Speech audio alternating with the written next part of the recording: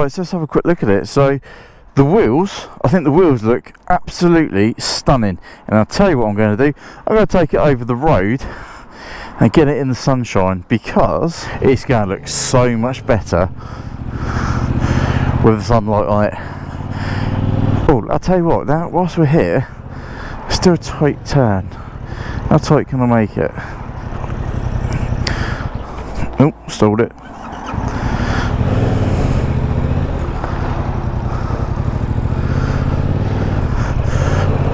It's quite manoeuvrable, quite easy to turn.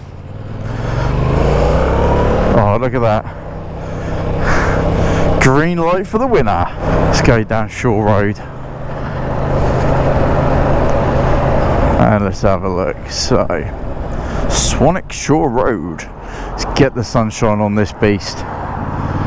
Put some bars down. Great place to kayak down there. Absolutely fantastic place to kayak, and I bet there's going to be a few kayakers out today, because it's oh no, maybe not, it's low tide, lowish tide. Yeah, not the greatest. Yeah, let's pop it through. Oh, and that's the other good thing, look, it's so narrow you can quite comfortably get through a lot of gaps. So there we go, this is going to be better, isn't it? Right, so the MT07, there we go. What do you think? The wheels look awesome. It's just got character. I mean, that's just character. It screams, here I am, look at me.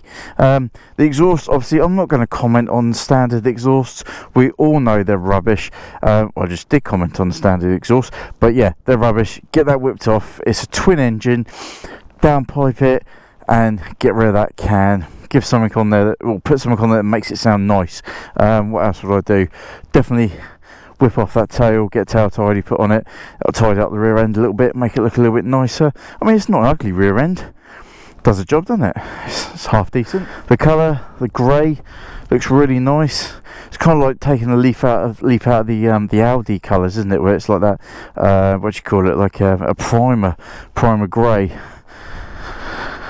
Look around the front, it's got quite a nice small front end. It's got a nice little light there, daytime runners as well. Let's put some indicators on.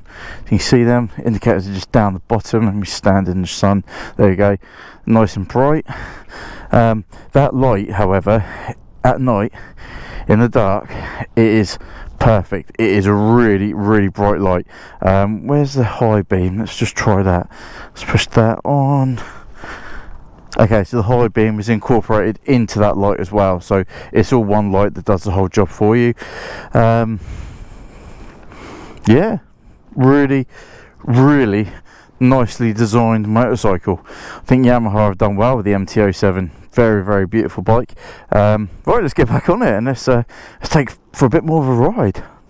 I do wish that in the UK there was like one coastal road that went the whole way around the UK. Could you imagine that? Just hug the coastline. No matter where you were in the UK, you can stay right next to the sea. That'd be awesome. And also, it's a very light bike that you can actually walk back really comfortably if you're not massively tall. So manoeuvrability on it is brilliant. And again, nice little nip through. Awesome. It's got a pillion seat on the back. It could comfortably take a pillion. I've taken a pillion on a 125, so the MT07, no dramas at all with that. Could I ride this thing a long distance? Yeah, quite comfortably. I don't think I could ride it long distance with like motorways and high speeds, because I have noticed by taking this bike on the motorway this morning, it was very, what on earth is that? Harley Davidson. Yeah, taking this bike on the motorway this morning at 60 miles an hour, it was absolutely comfortable. I mean, you could hold on quite nicely. You got a lot of wind in your chest, so it was a bit tiresome. But push it up to 70 miles an hour, which is obviously our speed limit in the UK for motorways and dual carriageways. Yeah, I felt like I was like having to drag myself forward on the bike quite a bit, and therefore even just a half an hour ride on the motorway became extremely tiring when you got to hold yourself forward. So I could do a long trip on this bike, but not at motorway speeds. It would be, let's go down to Monaco, and I'll keep using Monaco because that is somewhere where we're going this year. Go down to Monaco by taking the slow roads, by taking all the country roads and enjoying the scenery, getting immersed in the French experience, but not on the motorways. Toll roads, no chance. It would just be too tiring holding on to this bike. You feel it in your arms. We just, yeah, no, definitely not. Maybe a front screen would fit quite nicely and reduce the amount of wind issues you get, but not for me. It is definitely a slow road bike. So if you do find yourself buying the MT, shut that, actually you probably won't be able to hear me, the MT07, brand new that is, what you will find is that the actual gear lever is extremely stiff. I mean, I'm really having to almost force it up and down the gearbox. However, the more I'm riding it, the more it is actually loosening up a little bit. It feels a little bit more usable. So don't get put off by that and thinking, oh, this is a really heavy gear lever. It is to start with, but I think that is purely because it is a brand new motorcycle. Yeah, getting the lean in around Fairham, it's just, and the brakes are very good. Obviously I'm not using the brakes extremely hard at the moment because they are brand new, but even like that, it just pulls away nicely. It's not going to set the world on fire. You're not going to pull away and think, whoa, I'm going at warp speed. But you aren't going to be going slow, you are going to be moving. So it's got good power, good usable power. But yeah, I haven't pulled the brakes really hard yet because obviously it's only done 54 miles and I don't want to damage them, don't want to warp them. But the rear brake is pretty good. It's just like any other motorcycle's rear brake, it does the job. Most motorcycle rear brakes are shocking, but at the front you got twin discs, and let's face it, twin discs are going to stop you a lot better than a tiny little rear brake. So that's the one I go for. Pull that front and then slow yourself down eventually with the rear. Alright, I am actually starting to get a bit of an achy backside. However, that's easily rectified. All you got to do is just get a new seat. It's not going to be that difficult. But yeah, I am. My backside is slowly starting to actually. I sit back on the seat a little bit. It does feel like it improves it a bit more. So yeah, okay. I think you are going to. I mean, when you actually push the seat, it feels quite spongy. But yeah, sitting on it after a while, it is slightly uncomfortable. But yeah, get either a new seat, get a foam or a gel insert, or one of those like air seats that you can strap over to the top of the current seat, and I think that might just kind of resolve the issue. But that said, still very impressed. It is just an awesome lightweight motorcycle with a lot of grunt under itself. And I think with a decent exhaust, this bike will just sing. So in summary, this is a cracking bike that you should definitely take out if you're in the market for a lightweight yet punchy naked sports bike. Yeah, I genuinely do like it, and I would seriously consider getting the MT07 over the CB 650R from Honda, because it's so much more of a motorcycle. It's got character, it's got just, yeah, I love it. I really do thoroughly love it. Alright, so I'm going to take the bike onto the motorway now and give you an idea of what this is like at motorway speeds. Like I was saying a minute ago, I found it better at 60 miles an hour than I did at 70, I found that at 70 miles an hour I was kind of like holding on quite heavily to the bike. I was getting a lot of wind resistance in my chest, which definitely means that it's not the bike that's going to be wanting to go on a long distance at high speed. You're going to get very tired. It's not like I'm coming out of the bloody roundabout, is it? And he went right anyway. Yeah, so at 60 I felt better. It feels more comfortable. It doesn't feel like there's so much wind pressure on. So getting up to motorway speeds now, that's 65. It does feel like there's a lot of wind resistance. Hopefully we'll be able to get up to the motorway speed. So what's this? This is 69 miles an hour, roughly 70, and it's doing just about 4,500 RPM.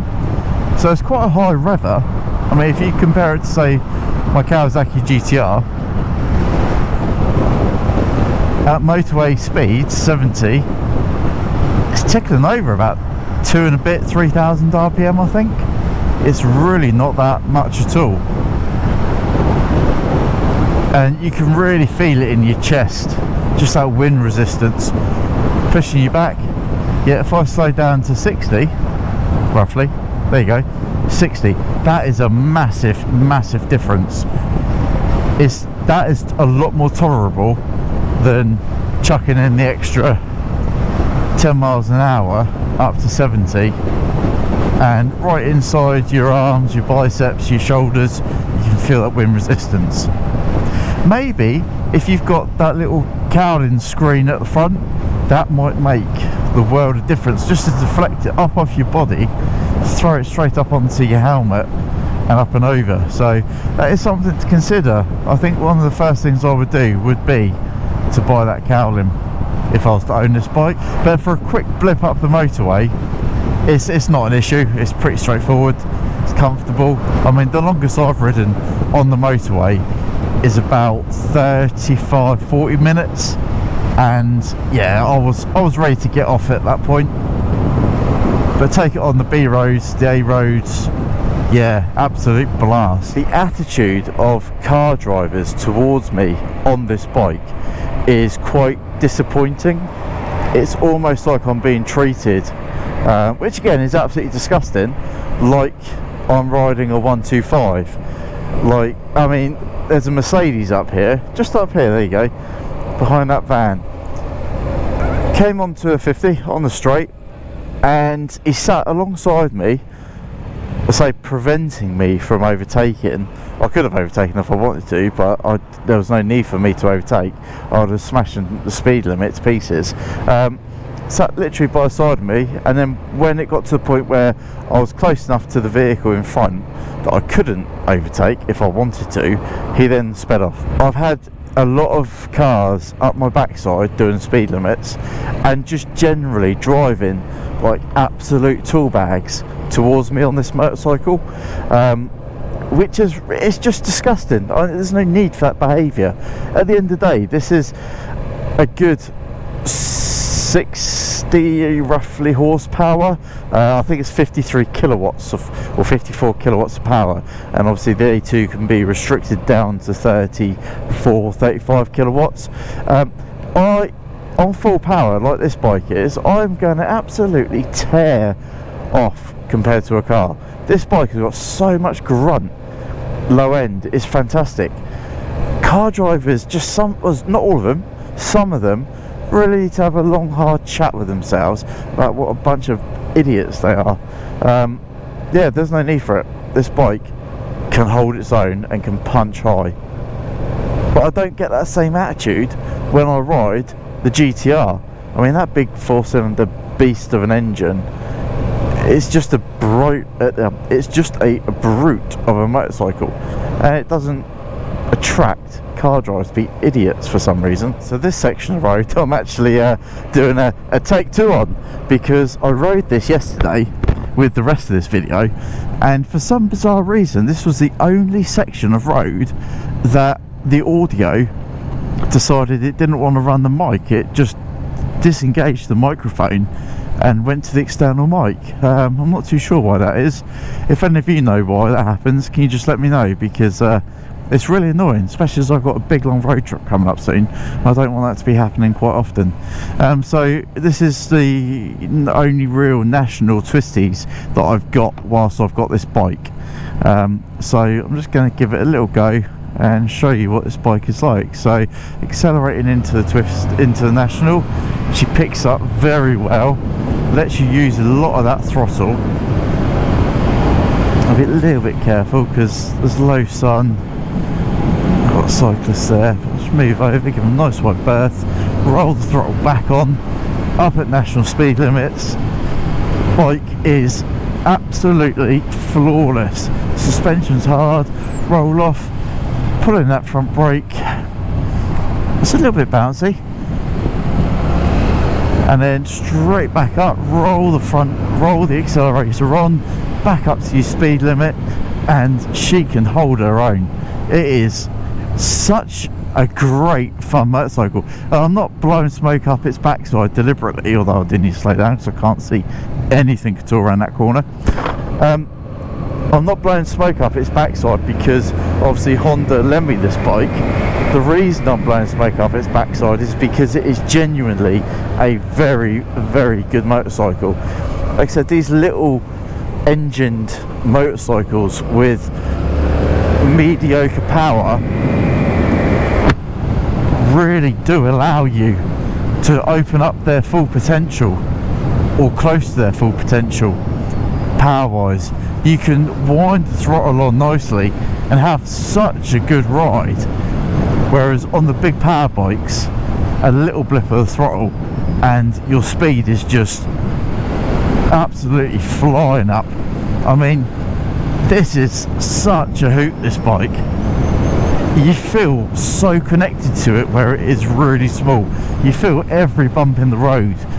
You are low to the floor, which is nice. You just get a sense of what the bike is doing. It is absolutely fantastic. I love it, and that's why taking this bike on a track really would be a good experience. No, it would be a great experience. It really will.